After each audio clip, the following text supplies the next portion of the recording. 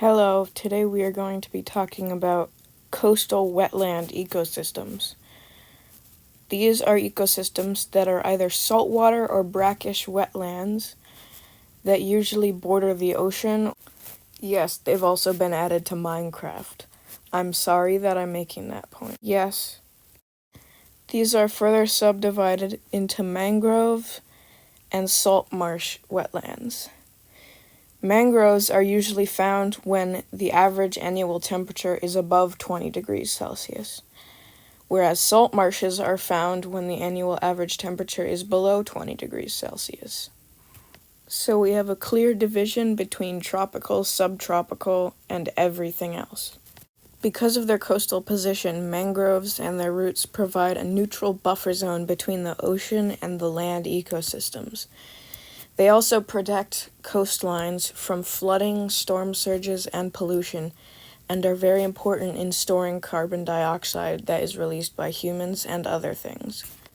Because of their nooks and crannies and intricate root networks, mangrove swamps provide essential habitats for so many types of fish, and with fish comes insects and birds, and after that, everything that feeds on those things.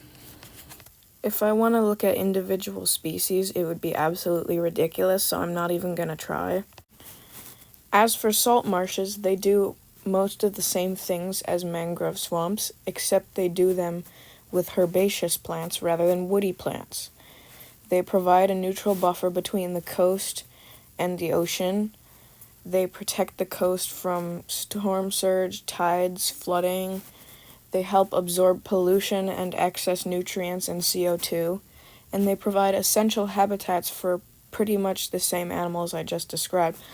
Mangrove swamps and salt marshes are almost always bordered by tropical, subtropical, temperate, or subarctic forests, and often seagrass meadows, which is basically a meadow or grassland but underwater, because some grass were like, I'm so awesome that I won't even let the ocean stop me. As for climate, there isn't really much to point out other than that coastal wetlands are a sort of buffer zone between the climate of the land and the climate of the surrounding ocean, and also that 20 degrees temperature isotherm that divides between mangrove swamps and salt marshes. There may be significant temperature ranges between seasons in the salt marshes, but that only becomes super important as you get into the very high latitudes. In some salt marshes, the water can actually freeze in the winter, especially in the subarctic and continental latitudes. In the temperate latitudes, this is more reserved for brackish conditions because they're close enough to the land where the cold can actually transfer.